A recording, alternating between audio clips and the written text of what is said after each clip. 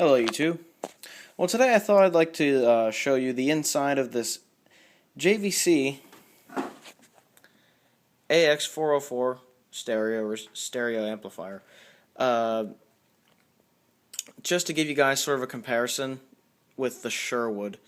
This is also a transistorized amplifier, so I'd like to show you what this looks like. This is probably from either the late 80s or the early 90s. So we'll give this a shot here. One thing did happen while I was cleaning it that really ticks me off. The volume numbers kind of got rubbed off. I guess I was scrubbing a little too hard. I'm kind of angry about that, but there's nothing I can do about it now, so whatever.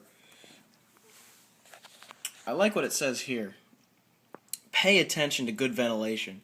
Putting things on the cabinet or using the amplifier in a narrow, poorly ventilated place may result in temperature rising and cause trouble. There you go. Anyhow, let's look at the inside of this thing. This has 1980s written all over it, if you look at the inside of it. It has a big transformer. Look at those windings.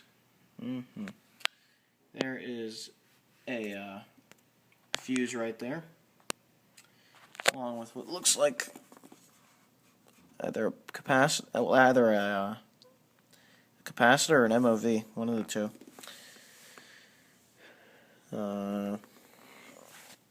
Big old power switch, look at that. What else is in here? Big filter caps. These are 8700 microfarad 56 volt caps made by Elna, which is Japanese. As you can see, this has transistors down here. These are all made by Toshiba. 2 of them are green, 2 of them are black. I don't know what the reasoning is for that. But these are Toshiba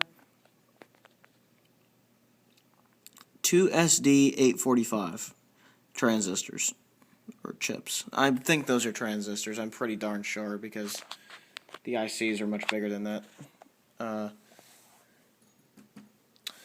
heatsink is fairly large with a lot of fins, which is good to see. It has a lot of plastic parts in it, like these, which kind of bother me. I know those are just switches, but plastic doesn't last forever, so that bothers me a little bit, but not that much. But as you can see, in these 1980s receivers, there's a lot more going on. Things like a bunch of there's resistors everywhere in these older ones. There are a few jumpers there, but there's a ton of resistors, a ton of transistors down here. Look at all these little transistors here. There's a couple coils here, some capacitors. There you go. There's more capacitors. Of course, you got your filter caps. There's a few diodes down there.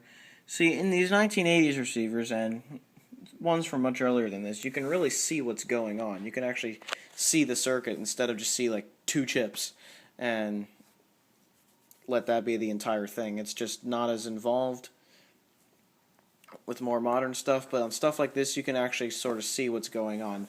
Not quite as much as you can with older equipment than this, but this is still still not too bad of an example of a transistor amplifier from not too long ago. This is about, I would put this at about 20 years old, somewhere around there, close to 20 years old, if that.